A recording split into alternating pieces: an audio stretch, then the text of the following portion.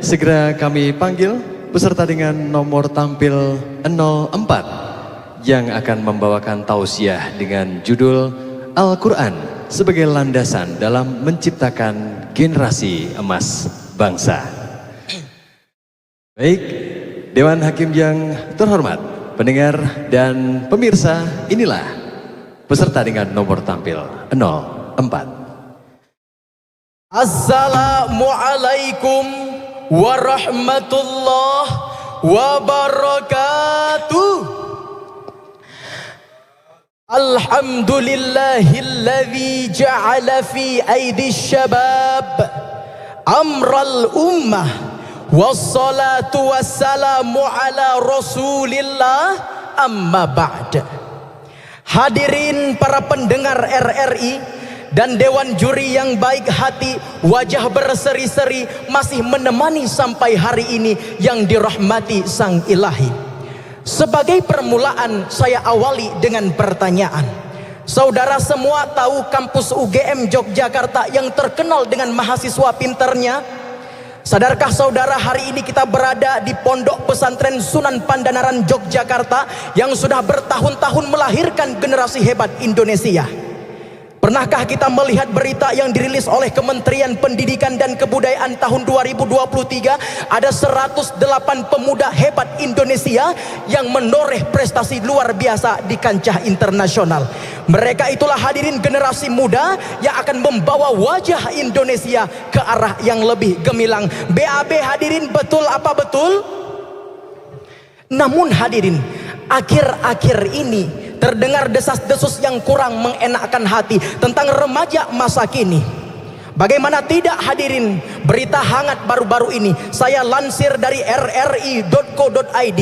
1 bulan yang lalu Polda Aceh berhasil mengungkapkan kasus seorang anak yang tega membunuh ibu kandungnya menggunakan batu. Jangan salahkan si ini hadirin, jangan salahkan si itu, jangan salahkan si ono, tapi kita cari akar permasalahan. Ternyata didapatkan adanya dekadensi moral. Maka ini membutuhkan perhatian khusus kita semuanya. Pada kesempatan ini saya ingin menyampaikan sebuah tausiah yang berjudul Al-Quran sebagai landasan dalam mewujudkan generasi emas Indonesia.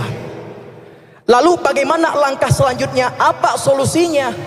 Allah telah memberikan pengarahan di dalam Al-Quran pada surah Shad ayat 29.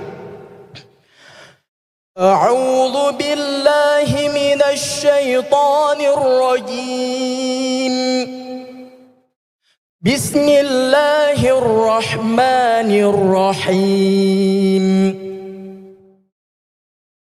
Kitabun anzalnahu ilaika mubarakun liyadabbaru ayatihi waliyatadhakkara ulul albab. Shadaqallahul azim. Yang artinya kitab Al-Quran yang kami turunkan kepadamu penuh berkah, agar mereka menghayati ayat-ayatnya dan agar orang-orang yang berakal sehat mendapat pelajaran. Hadirin sekalian, Syekh Jalaluddin Al-Mahalli dan Syekh Jalaluddin As-Suyuti dalam tafsir Al-Jalalain menafsirkan ayat ini dengan mengatakan bahwa kata liyada baru dalam ayat ini mengandung perintah untuk mengkaji nilai-nilai yang terkandung di dalam Al-Quran.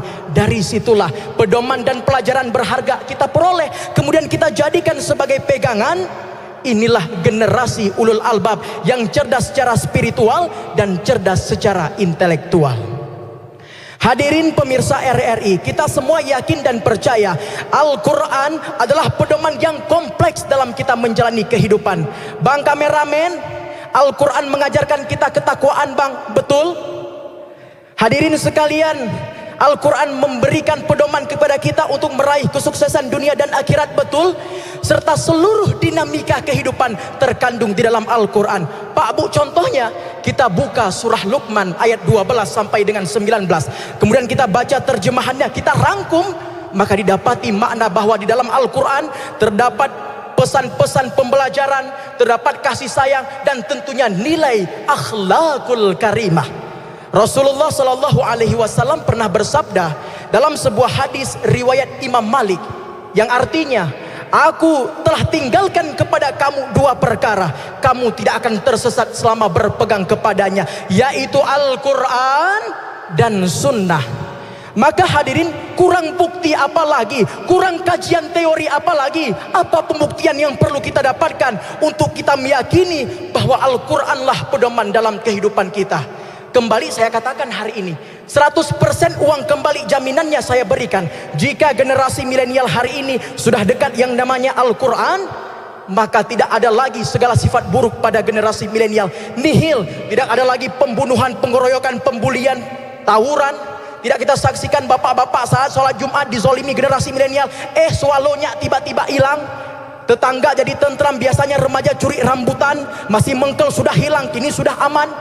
Tidak lagi kita saksikan ibu-ibu mau ke dapur, tiba-tiba mau gonsreng ikan, gasnya hilang.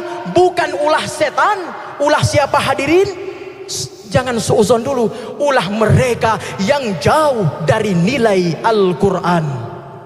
Hadirin sekalian, kita hari ini percaya bahwa masa depan Indonesia ada di tangan generasi muda.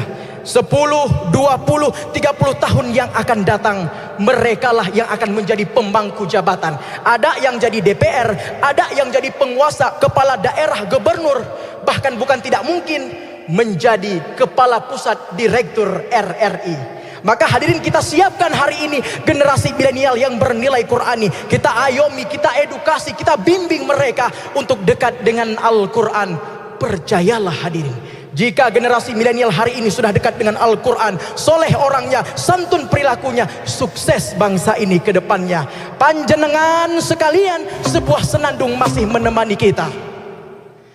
Wahai umat muslim generasi muda, dekatkan Al-Quran setiap harinya, jadikan ia pedoman kita, petunjuk hidup sepanjang zaman. Dari tausiah singkat yang telah saya sampaikan Dewan Juri, dapatlah kita ambil kesimpulan dalam rangka menciptakan generasi emas bangsa Indonesia.